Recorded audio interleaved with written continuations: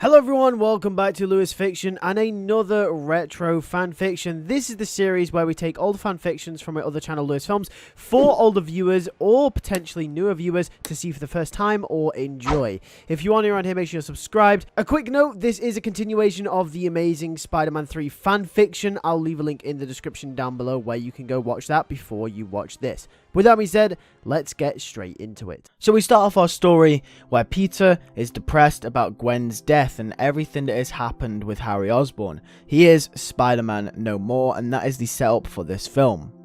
Aunt May can see that Peter is having a tough time and actually tells him that her friend Anna Watson is back in town, and that is going to start his relationship off with her niece, Mary Jane Watson. And yes, Mary Jane is now introduced into this universe just after Gwen's death. Peter and Mary Jane meet and they hit it off. After Peter has lost Eddie Brock, he's lost Harry Osborn, he's lost Gwen Stacy. Peter now has a glimmer of hope in his life as he's met Mary Jane. We're with Eddie Brock as he starts interacting with the symbiote. This symbiote tells him all of the secrets about Spider-Man and shows him that Spider-Man is Peter Parker. Eddie decides that he will take Peter Parker down. He now has all the motivation. He hated Spider-Man for stealing the symbiote and hates Peter Parker for being Spider-Man. He trusted Peter, and from his perspective, he's a turncoat, he's a fraud, and he's a liar. Then Alex O'Hearn is broken out of jail and is terrorizing the city in a mechanical Rhino costume. Peter doesn't help at first because he's conflicted about being Spider-Man, but then Black Cat decides to help take him down, but the Rhino has the upper hand. This forces Peter's hand and he helps take down the Rhino in the Spider-Man costume. Black Cat and Peter have their first scene together since Peter asked Felicia to become a hero, and Felicia has. She's tried to help. Felicia explains that she thought about what Peter had said. She explains that she hasn't seen Spider-Man in a while and wondered where he'd gone. She is mad at him for not being there for the people when they needed him the most. Peter taught Felicia responsibility and Peter has regressed on that now. Felicia has to give him a taste of his own medicine. Therefore, Felicia was forced into doing the right thing. And that was all because of what Peter told her. She never wanted anyone to get hurt, as said in The Amazing Spider-Man 3. However, Peter is still regressed. This does not convince him to come back to be Spider-Man full time. Although, him going to help take down the Rhino shows that there is a glimmer of hope within Peter. He is still extremely depressed about Gwen and Harry and everything that had happened, and he's still really down. He still needs someone to come into his life to help him and convince him of otherwise. They are wondering, however, who and why Alex had the costume and who he got it from and who he worked for. Felicia has a small inkling that it came from Oscorp as it looked like some Oscorp tech, as she did work at Oscorp in The Amazing Spider-Man 2, but Spider-Man exclaims that Harry is at Ravencroft. So who else has access to Oscorp tech like that? This is a mystery that will puzzle them too for the rest of the film. Peter and Mary Jane hang out for a little while and Peter seems a little happier than before.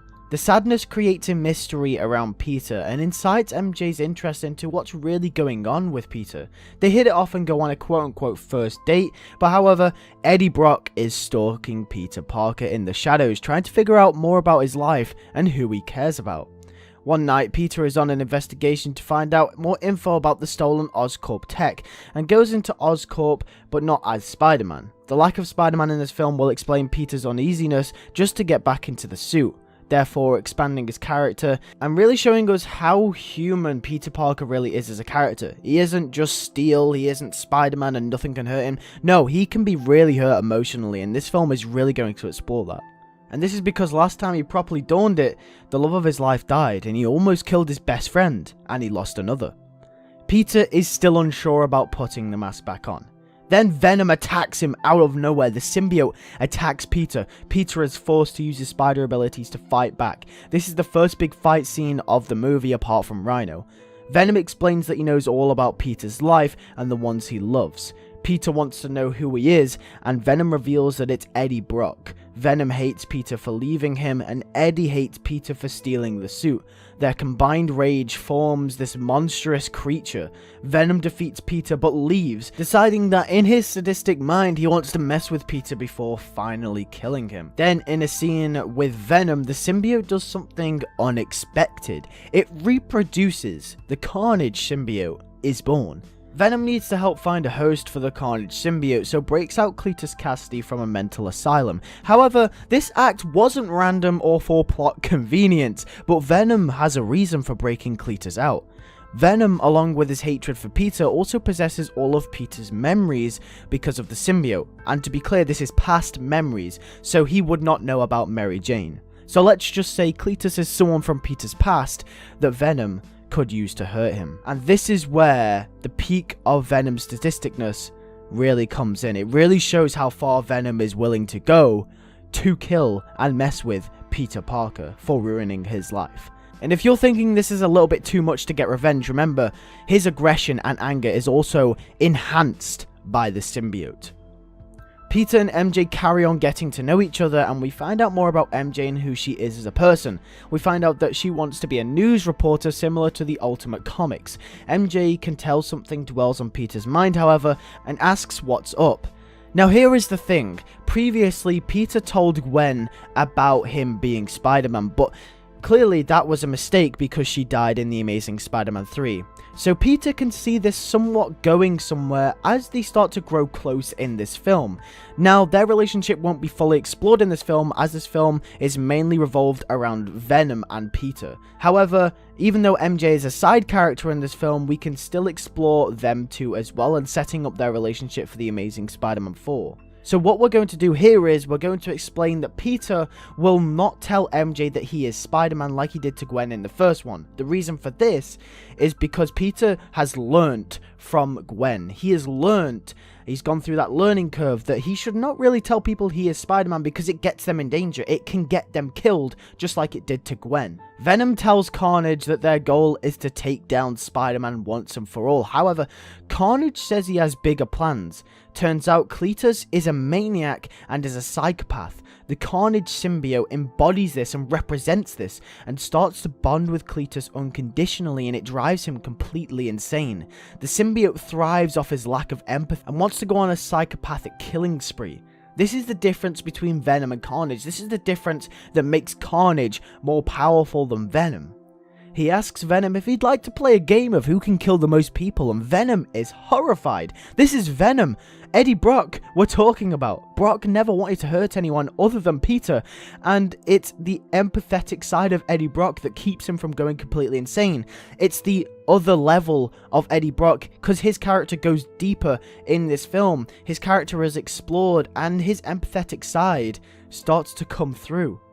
Carnage says that he'll deal with Brock's puny little problem in killing Parker, and then will proceed to do as he pleases, as Carnage is, quote-unquote, a nice guy. Venom tries to stop him, but in the fight, Carnage comes out on top. They both scrap with each other, and it's a major battle. Venom tries his hardest to stop him, but Carnage wipes the floor with him. Carnage tracks down Peter whilst he is with MJ, and Peter tells MJ to run as Peter is trying to conceal his identity, as we discussed before. She gets away with the rest of the crowd as they're in a public place, and Peter and Carnage fight. Peter asks if this is Venom, and Carnage says no. He reveals his face, and what do you know? Venom had broke out Uncle Ben's killer. Cletus Cassidy killed Uncle Ben. He was chosen by Venom to hurt Peter Parker in the most sadistic way possible, but it turns out Cletus never cared about killing Ben. He's a psychopath. He doesn't care for his victims or who he kills. He just wants to kill people and moves on to the next one. He explains to Peter, and this makes Peter mad and angry. He tries to take him down, but Carnage comes out on top. Carnage wrecks Peter and thinks he's killed him when someone rescues him. Black Cat brings Peter to safety as Carnage runs off. Now here is where Black Cat will find out about Spider-Man's identity. Felicia Hardy will find out that Peter Parker is Spider-Man here. And these two characters, ever since The Amazing Spider-Man 3, have grown a little bit closer, and you can really feel the chemistry building up in this moment. This is going to be their intimate moment where they share details with each other and their personal lives. Felicia will connect with Peter Parker instead of with Spider-Man. And obviously, as we know, Spider-Man Peter Parker has regressed in this film, and Felicia didn't know Peter's identity, but now that she does, she can connect with him on a more sympathetic level, and now that he has regressed, Felicia will help him in this film. It's almost like a vice versa, role reverse kind of scene, and it'll be an emotional scene where they share details with each other about their personal lives. Felicia and Peter will really get to know each other. The reason this works so well is because in The Amazing Spider-Man 3, Peter had embodied the rage of Venom. But then in this film, Peter has embodied the rage of Carnage. You see, Peter was angry in The Amazing Spider-Man 3, but when he sees that Uncle Ben's killer is behind the Carnage symbiote, this enrages him even more, and he embodies the qualities that you would need to host the Carnage symbiote. It's almost like a parallel. The Amazing Spider-Man 3 was Venom. Venom is now Carnage. Peter's character parallels each symbiote in each of the different films. Except in The Amazing Spider-Man 3, he did come host to the Venom symbiote, but in this one, he won't, because obviously he's gone through that learning curve from The Amazing Spider-Man 3 in learning that the symbiote is not the way to go. However, he's conflicted. Peter is trying to battle his emotions. The anger is pulling him one way, but Peter is saying, no, we can't go that way anymore. And then we get a scene with Peter and Aunt May, and this is going to be the real turning point for Peter's character. Peter is worried about being Spider-Man and completely breaks down to Aunt May about everything that has happened. Aunt May reveals that she knew Peter was Spider-Man right from the start in The Amazing Spider-Man 1 at the end, obviously with the egg scene, but never said anything. She knew. Peter tells Aunt May about Venom's situation, and Aunt May tells him that Ben would never want him to give up. Peter explains that he would kill Cletus if he could, but then May explains that's what Cletus would want. That's what Ben wouldn't want. That is exactly what the Carnage symbiote wants him to do. The Carnage and Venom symbiotes are designed to embody the rage of the host, making Peter another susceptible bystander to either symbiote at this point in time. Peter takes these words wisely and knows what he has to do now. There are news reports all around the city that Carnage is tearing everything up and he's going around killing a bunch of people. Venom comes to find Peter. Peter is straight away on the defensive, however Venom is there to talk. Venom comes to terms with Peter, explaining that him creating the Carnage symbiote and giving it to Cletus was a big mistake. He never wanted to kill all these people, he only wanted to get back at Spider-Man for stealing the symbiote and ruining his life at Oscorp and obviously almost killing Harry. Venom asks Peter if they can put aside their differences to bring down Carnage, as Carnage has proven that he can beat both of them in a one-on-one fight, as earlier stated in the film. Spider-Man hesitantly agrees and thinks he could be being brought into a trap, so stays on edge. Because of this, Peter goes and asks Felicia to help them, and Spider-Man is back. With the help of Venom and Black Cat, they all go into battle to take down Carnage. It's a tough battle, however they take down Carnage, and in the end everything is solved. However, the symbiote had become weak on Venom as Brock had not been feeding off its anger for Peter. So when Brock returns to try and kill Peter, Peter has an idea to finally bring Venom down. Peter breaks down to the floor and begs for the symbiote back. He says he misses it in that classic scene from the comic books. And Venom slowly falls from Brock. Brock screams for it to come back, but just before he can bond with him, Peter webs it up. And it's over. Brock doesn't have the symbiote, and Peter is Spider-Man once more. Thank you for watching this retro fan fiction. If you did enjoy, make sure to leave a like on it, and also make sure to subscribe if you are new around here. Next week, we will be covering The Amazing Spider-Man 4 retro fan fiction, and we will finish the series with The Amazing Spider-Man 6. So, make sure you're subscribed, and I'll see you all then. Take care, and peace.